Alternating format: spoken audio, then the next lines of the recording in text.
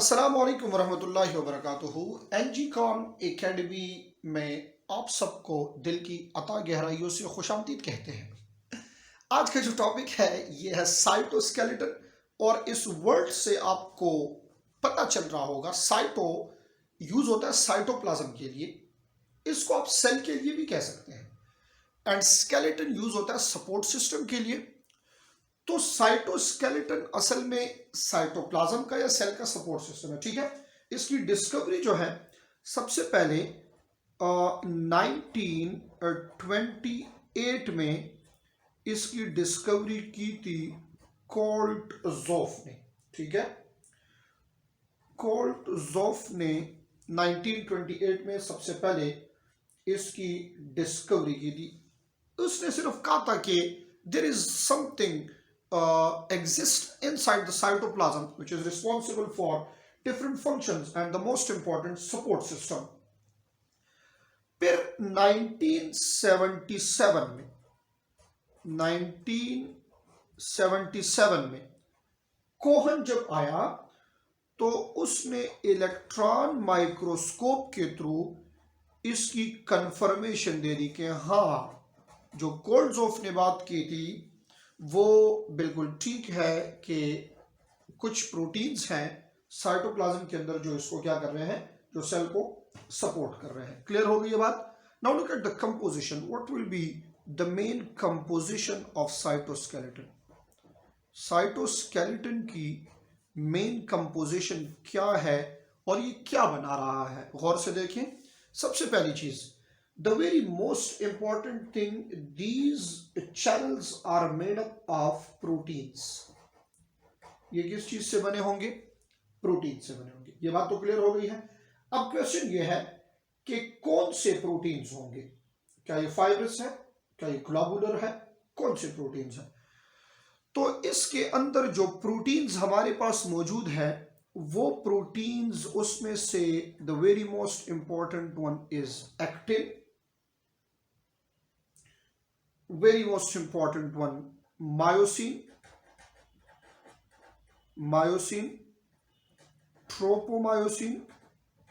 tropomyosin, ये different proteins हैं जो इसके अंदर मौजूद है।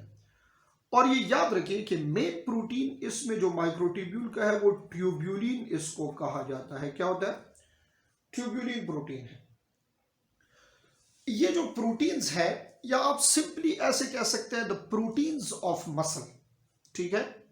इसके साथ अगर मैं ऐसे लिख लूं कि प्रोटीन, इसमें कौन से प्रोटीन्स मौजूद है, the proteins which are found in muscle cells, these proteins are actually found in cytoskeleton. और इन प्रोटीन से जाके क्या बनेगा, these proteins are responsible to make three different structures, microtubules. इन प्रोटीन से बनेगा माइक्रोट्यूब्यूल, स्पेशली ट्यूब्यूलिन जो है, and also make another structure called microfilament, they make another structure called interfilament या intermediate filaments। ये तीन स्ट्रक्चर जाके इनसे बन जाते हैं। क्लियर हो गई ये बात। अब जरा अलग अलग करके इसको देखना है कि माइक्रोट्यूब्यूल आगे जाके सेल में कौन से स्ट्रक्चर्स बनाएगा, माइक्रोफिलामेंट क्या करेगा, और इंटरमीडिएट फिलामेंट जो है ये क्या कर रहा है। गौर करें मेरी तरफ। First one is microtubule. जो माइक्रोट्यूब्यूल्स हैं, these microtubules are specifically made up of protein called tubulin. Number one, ये स्ट्रक्चर जो है माइक्रोट्यूब्यूल का, ये अनब्रांच है। क्या है? अनब्रांच स्ट्रक्चर है, और सिलेंड्रिकल है, लॉन्ग है, लॉन्ग सिलेंड्रिकल स्ट्रक्चर है, मेड अप ऑफ प्रोटीन। कौन सा प्रोटीन? Tubulin protein. और इसकी लोकेशन क्या होगी? Near to nucleus inside the cytoplasm. इसका जो फंक्शन है ये क्या होगा तो अ ग्रेट इंपॉर्टेंट रोल इसका है assembly and disassembly of spindle fiber. तो मैं सिंपल सी बात लिख लेता हूं, स्पेंडल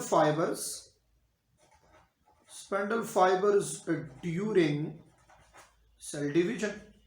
तो जनरली आप ये कह सकते हैं microtubules are responsible to help in cell division. अब मैं इसको साथ साथ ड्रा कर रहा हूं ताकि ये आपको क्लियर हो। इधर देखिए मेरी तरफ, ये बन गया जनाब आपका सेल, और ये सेल जो है ना, ये इस वक्त प्लाज्मा मेम्ब्रेन है।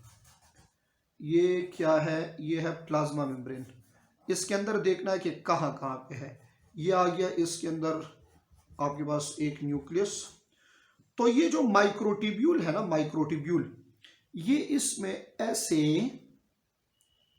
ऐसे अनब्रांच स्ट्रक्चर्स जो हैं यहाँ पे ऐसे मौजूद है जगह जगह, ठीक है।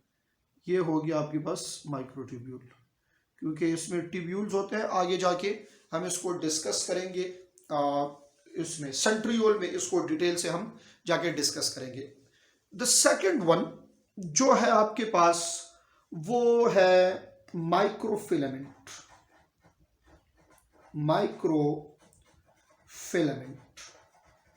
अब माइक्रोफिलामेंट जो है ये कहां पे है और ये क्या कर रहा है? The very first important thing, microfilament is a branch structure. क्या है?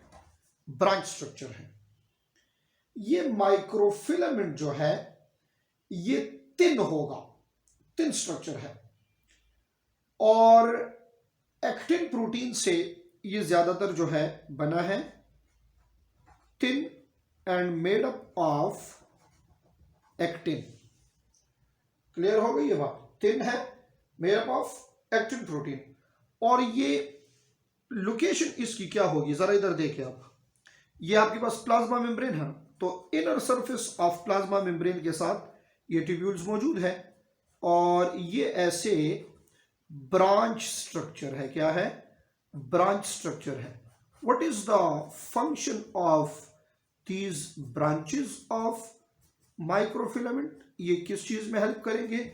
तो इन ही ब्रांचेस की वजह से असल में ये साइटोप्लाज्म के अंदर क्या होती है? मूवमेंट होती है, जिसको कहा जाता है cyclosis. So a most important function of microfilament is cyclosis. Cyclosis क्या है? सिंपल सी चीज है, movement of cytoplasm. Movement of cytoplasm, इसको क्या कहा जाता है? साइक्लोसिस कहा जाता है। तो they are involve in the process of cyclosis. Last one जो आपके पास है, third one, this is called intermediate filament, या this is also called interfilament. ये इंटरफिलामेंट जो है ना, इसका डायमीटर भी माइक्रोट्यूब्यूल और माइक्रोफिलामेंट के दरमियान में है, और ये प्रेजेंट भी in between microtubule and microfilament. तो दो चीजें इन बिटवीन में, दो चीजें आ रही है। इसका डायमीटर भी इन दोनों के दरमियान में है, और ये प्रेजेंट भी इन दोनों के दरमियान में है, ठीक है। कहां पे कैसे प्रेजेंट है? ये देखें, ये आपके पास सपोज माइक्रोट्यूब्यूल है, ये माइक्रोफिलामेंट है, ये माइक्रोट्यूब्यूल है। तो यहां पे ये इसके जो माइक्रोफिलामेंट्स जो हैं ये इधर ऐसे प्रेजेंट होंगे। What is their main function? ये काम क्या कर रहे हैं? So they are responsible for maintenance of shape. Cell का जो शेप है ना, इसको कौन मेंटेन कर रहा है? इसको ये माइक्रोट्यूब्यूल मेंटेन कर रहा है। अब हमने इस माइक्रोट्यूब्यूल को आगे लेके जाना है। शेप को इंटरफिलामेंट मेंटेन कर रहा है। अब इस माइक्रोट्यूब्यूल को हमने आगे लेके जाना है, और इससे बनाने हैं different structures, because these microtubules are responsible for formation of structures like cilia, like flagella, like basal bodies, like centrioles। ये सारी चीजें जो हैं ये असल में किस चीज से बन रही है? इस माइक्रोट्यूब्यूल्स के डिफरेंट कॉम्बिनेशन से बन रही है। The very most important thing जो अब हम देखने जा रहे हैं सेंट्रियोल में कि कैसे इससे बनते हैं हमारे पास सीलिया फ्लैजेला, इससे कैसे बनता है, और आगे जाके ये कैसे डिफरेंट मूवमेंट्स में, स्ट्रक्चर फॉर्मेशन में, सेल डिवीजन में कैसे ये इन्वॉल्व है। तो इसके लिए मैं यहाँ पे जरा सेंट्रियोल के टॉपिक की तरफ आ रहा हूँ, आप गौर से देखते जाए मेरी तरफ। पहले हम देखेंगे सेंट्रियोल कहाँ पे है, कौन कौन से सेल्स में है, कौन कौन से सेल्स में नहीं है, और इस सेंट्रियोल से जाके कैसे हमारे पास बन जाते हैं डिफरेंट स्ट्रक्चर्स। तो चलो इसको नेक्स्ट लेक्चर में एक अलग सी वीडियो में इसको एक्सप्लेन करते हैं, क्योंकि ये वीडियो फिर थोड़ी सी लेंथी हो जाएगी।